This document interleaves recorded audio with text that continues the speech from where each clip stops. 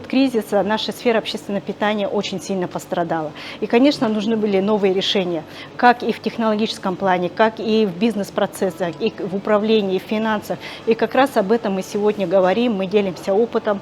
Люди, успешные предприниматели, которые пережили пандемию, говорят, каким образом они это сделали. Да? И многие предприниматели, которые приехали из разных уголков нашей республики, из Усмаи, из Намского района очень много предпринимателей приехало, из Татинского района, из Нижнего Бестяха, из Майи. И предприниматели получают колоссальный практический опыт и знания, конечно. Да? Происходит не только общение среди своих, так скажем, да, единомышленников, да, но и приобретение нового опыта, новые какие-то идеи.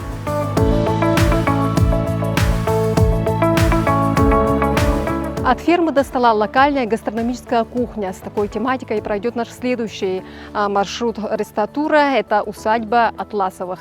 Здесь бренд-повар Николай Атласов представит новые блюда. Это утка с брусничным соусом и новое блюдо из конины.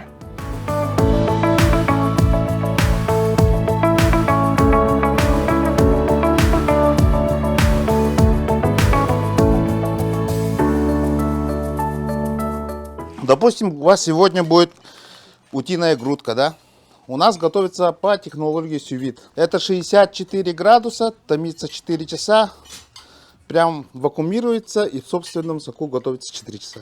А потом вот это уже готовое быстренько охлаждают до температуры плюс 8, плюс 9 и ставят в морозильник.